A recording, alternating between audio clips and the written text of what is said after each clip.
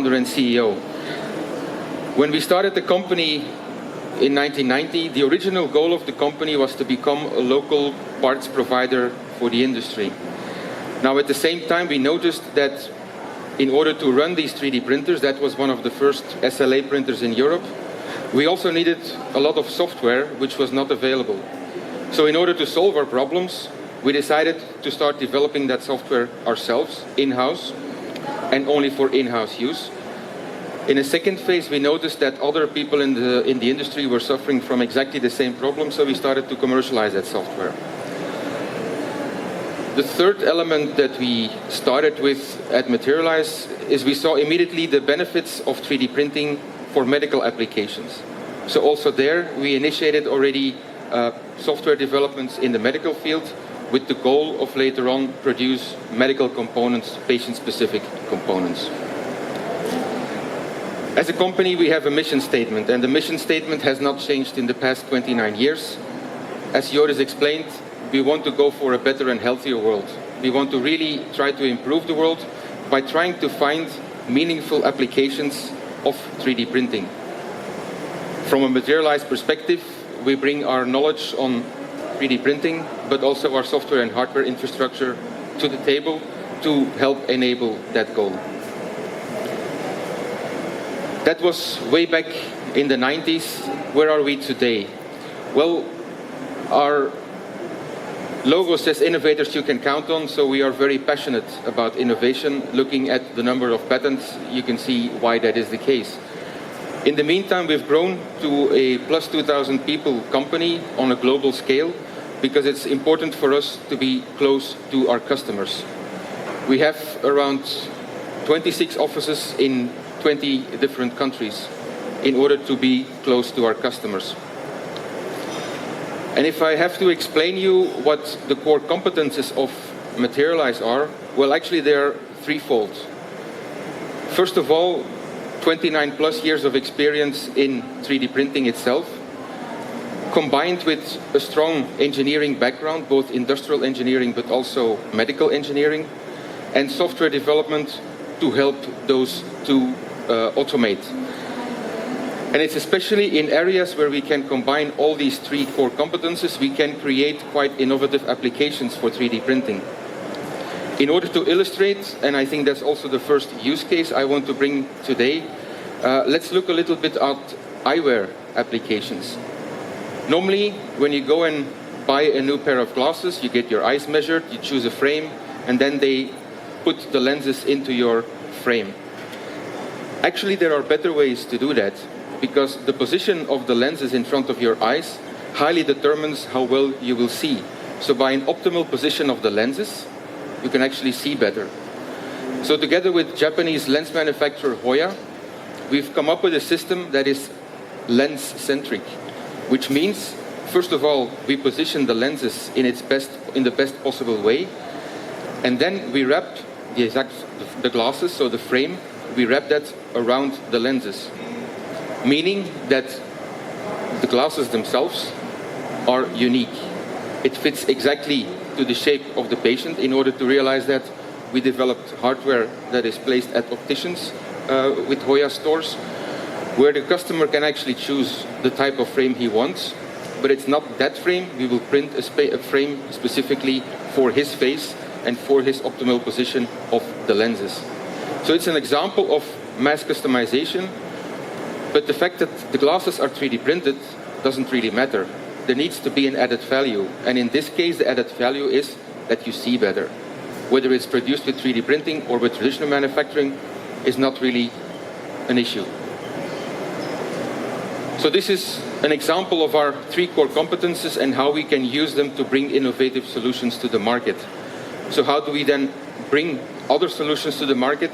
Well, what I explained earlier, being a parts provider, developing software and being active in the medical field, has over the past 30 years not really changed. These are still our three main units. We supply 3D printing software to everybody that is using printers. In the medical field, we are active in software for clinics, and you will see an example of that in a minute. And on the industrial production side, we actually supply parts to local industry in Europe. Having been in this industry for so many years, it's been exciting, and the speed of change over the past years has drastically increased. However, it's not the case that 3D printing is already ruling the world after 30 years. If you look at the California wine industry, it's still 10 times bigger than our entire 3D printing industry, just to put it a little bit into perspective. So it's been a very slow revolution over the past years, but well, an important one. It can be slow, but it can be making a huge impact. Picture that you see on the screen. Imagine the joy of people who are expecting a newborn, and of course the pain when they find out, even before it was born, that the child was suffering from a congenital heart disease. Together with the New York Presbyterian Hospital for Children, we were able to, while the child was still unborn, prepare the surgery, so when it was born we could immediately perform the surgery and save its life. That can only happen thanks to 3D printing. Slow, but at the same time also life-changing, by providing more personal comfort for millions of people. One of the oldest applications in mass customization of 3D printing is the hearing aid industry. It started around the year 2000, but in a matter of 5 years, the entire industry was converted from a very manual and labor-intensive industry to an almost completely digital industry. People that wear hearing aids today, there's a 99% chance that the shell of that hearing aid is already 3D printed. So it's not a new application, and probably without knowing it, there's already millions of people who are affected by 3D printing. 3D printing is not just different, because if it's just different, why would we even bother? It allows to do a number of things in a better way. We can design things with more freedom, we can have shorter time to market because the tooling setup cost is not there. And as you will see later in my presentation, it enables us to create mechanisms that are very light. So there are a number of things that have increased and that will further increase the adoption of 3D printing for manufacturing applications. And the previous speaker has extensively explained how additional materials and better materials can really speed up the adoption of 3D printing. Now, the speed and the quality of the current equipment manufacturers is another improvement point, and the more machines we will get that are cost effective, it will open up more applications for 3D printing by itself. What is not on the slide, but what is equally important, is knowledge on how to 3D print, and I will give a number of examples later on in my presentation. There's been a lot of talk about Industry 4.0, and okay, what is Industry 4.0? It's basically a way to have a completely digital end-to-end manufacturing method. It includes artificial intelligence, Internet of Things, and as you can see, 3D printing is an essential part of that. Industry 4.0 is a buzzword, at the same time it's also a challenge. Now for the pure 3D printing part, that digital end-to-end manufacturing process is actually already covered. Because from the moment you have your CAD file all the way down to a quality part, that part is already covered by software solutions that we bring to the market. In our solutions, we also embed artificial intelligence and other Industry 4.0 items. For instance, support generation based on artificial intelligence in order to reduce the hurdles for people to move into 3D printing. The goal there is to enable more growth in many different markets, because let's face it, as I explained before, our 3D printing industry is still at the beginning and at its infancy. Just a quick calculation, it's a bit more now, but at 8 per billion value, the AM represents 0.06% of the total manufacturing industry, which is estimated at $12.8 trillion. Imagine that additive manufacturing can capture only 5%. That would make it a $640 billion industry. So I really believe we are only at the beginning. If we then look which type of industries are adopting 3D printing at this very moment, we see that about 50% or more is covered by three: the industrial business machines, aerospace, and the automotive business. And in my presentation, I would like to give you some inspiration on real-life cases that are not 5 years in the future or 10 years in the future, but that are already happening today. Because yes, a lot of things can improve. Equipment can improve, materials can improve, but even today, already a lot of things are feasible with 3D printing. First example comes from the aerospace industry, where we are producing end parts for Airbus that go into planes. It's part of the interior cabin where you typically store your luggage. And the reasons why they went for a 3D printed part are quite obvious. They don't need millions of these components. There's probably a big difference between airliners. They want to have some changes in the cabin layout. But more importantly, it's 15% lighter. Now, the cost of this component in the cost of an airplane is not so relevant. But the fact that it's 15% lighter means that it will consume less fuel over the next 30 years. That's the real added value. The fact that this component was 3D printed or traditionally manufactured does not really make any difference. Another example from the automotive industry this time. We have a daughter company called RapidFit, where we work on creating jigs and fixtures for the automotive industry for measuring production components, real production parts. It can be small components, lights, bumpers, or as you can see here for the Aston Martin, complete cubings of a car. Not all of this is 3D printed, of course. We have a modular system, and the components that you see here in orange or here in blue, those are actually the 3D printed components. Why is this useful? Throughout the development of a car, it undergoes design changes. And the traditional jigs and fixtures are huge aluminum blocks that are being milled. So if there is a minor design change, you probably end up remilling a complete block. In this case, because it's a modular system, you just need to exchange a small component and your fixture is ready again. Another example from industrial equipment, I will go a little bit more into detail in the next 2 slides on this one. A project for Philips, where we did a redesign. You will see it in a minute. But actually the benefit for them, it creates around $100,000 of savings in their production line every single year.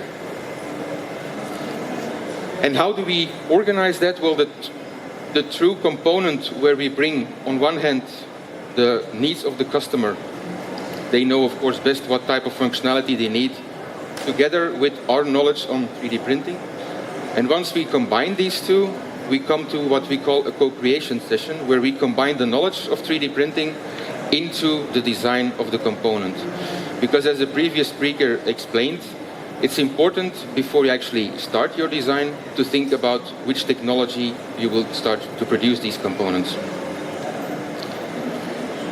Let's come back to this particular case. I have a movie to run in a few seconds. It's a production tool, and we're actually talking about this component here. It's in the production of light bulbs. The bracket on which the light bulb is moved and where it needs to be cut off by a very hot beam was typically a big problem for them. First of all, it was assembled out of 3 or 4 components, but more importantly, it caused production line stops. Those parts broke down on a regular basis. They needed to be cleaned, so they had frequent downtime. The design that we came up with was something like this, nothing spectacular. Well, the inside is completely filled with tubings and cooling channels and so on in order to be more thermally stable and have less stops in the production line.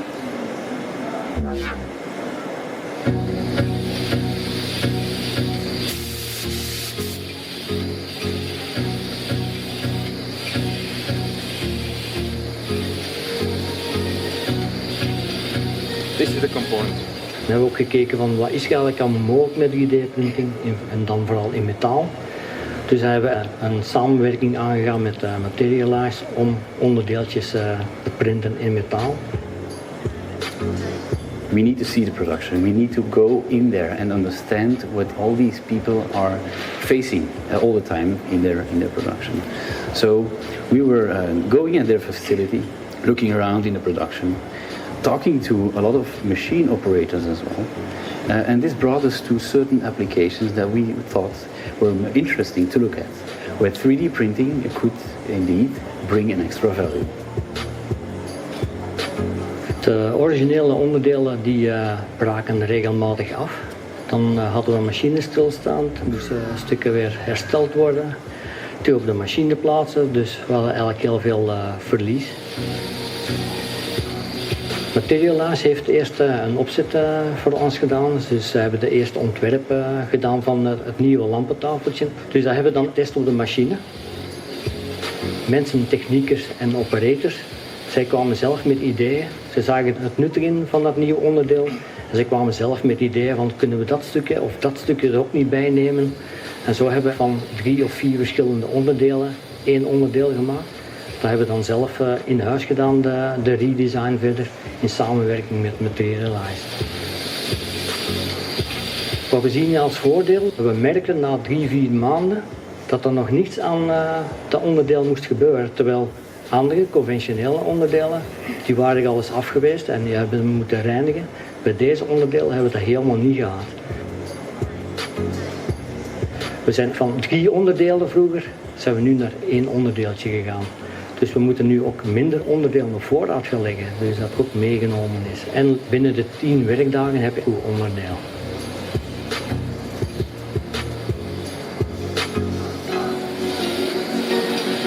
Als je zegt 3D-printing, dan denkt iedereen aan iets printen in kunststof, maar er is meer dan kunststof, er is ook metaal. We hebben hier intern een verbetermarkt, noemen we dat dan. En dan hebben we onderdelen laten zien die we in metaal geprint hebben en ook de toepassingen van. En dan komen de mensen spontaan af van, dat wist ik niet dat in metaal ook kan. The Philips case is a great example of this whole process we go through, a step-by-step process, where we dive into a dialogue, where we find the right application, where we go through this process of co-creating, co-engineering, where we have an optimized part and an application that is better than before, and where we can produce it in a certified environment. And this is what makes Materialise special, that we can offer all this. Die visie is eigenlijk in grote lijnen gewijzigd. We hebben nieuwe onderdelen gemaakt, geen bestaande geredesigned, volledig nieuw, waar we intern kanaal in hebben zitten. De vormhouding hebben we gedaan dat het wat conventioneel leek, maar intern zit het eigenlijk helemaal vol kanalen, dus dat je eigenlijk conventioneel op die manier niet kunt maken of het wordt heel groot. Dus en dan zien mensen wel van, er is veel mogelijk en mensen worden nu bewust van, er is meer dan gewoon conventioneel. Het is wel een weg dat je moet doen, maar het loont wel de moeite. In dat punt heb ik eigenlijk heel veel van bijgeleerd, van die samenwerking. En ik hoop dat we nog veel samen kunnen werken.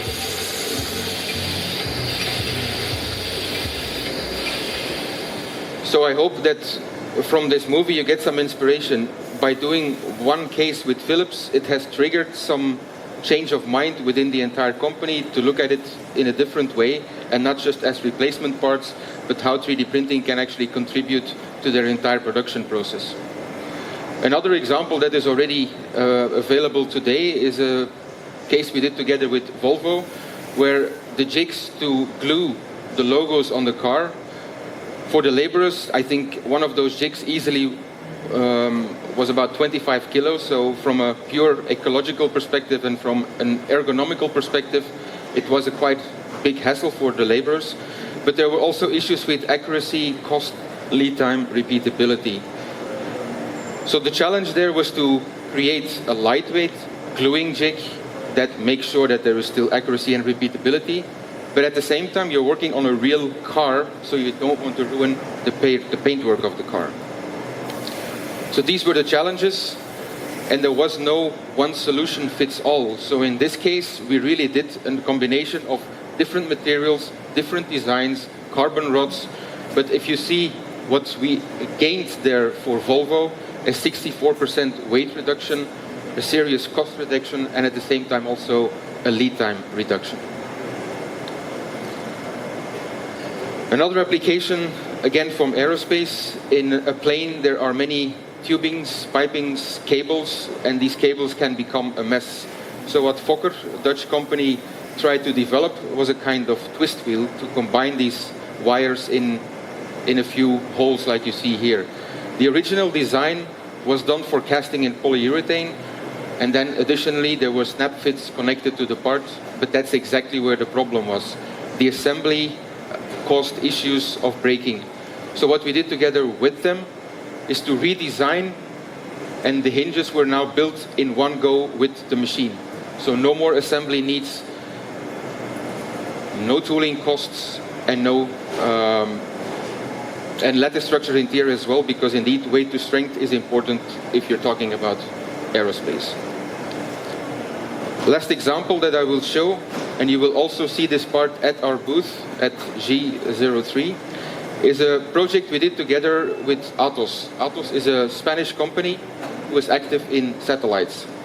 And to give you an idea, of course with satellites strength is important, but weight is equally important. To put 1 kilogram in orbit costs around $20,000.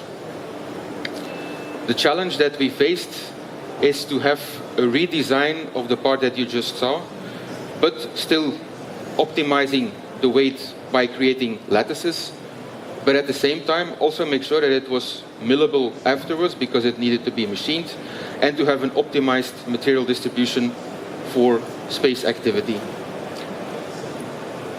The result was actually not so bad, and if you go to our booth you will actually see the part, you can actually weigh it, but from a 1.5 kilo solid part we will able to reduce it to a 500 gram part. The cost saving that this causes is very big because there were multiple of these components for one satellite. So again, the production cost of this part is not the most relevant part. It's actually the cost saving that you realize by putting less kilograms into orbit.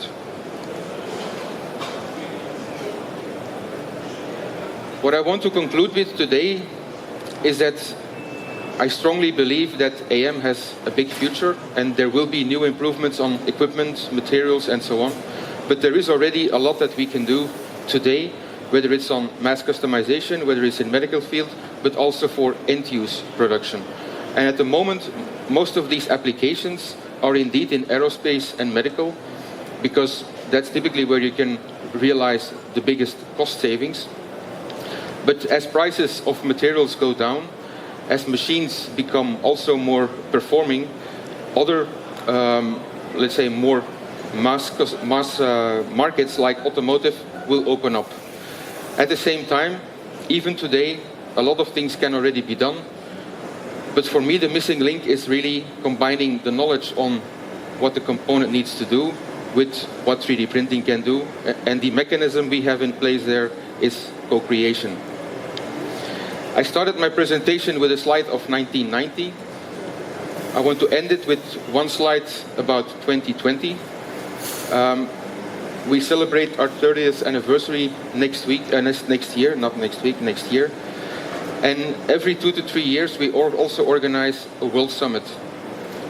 The next event will be in May, middle of May, 14-15 May, where we bring industry experts from all over the world together to discuss about the future of AM, the sustainability of AM, and you're cordially invited to be there and see Materialise in real life. Thank you very much.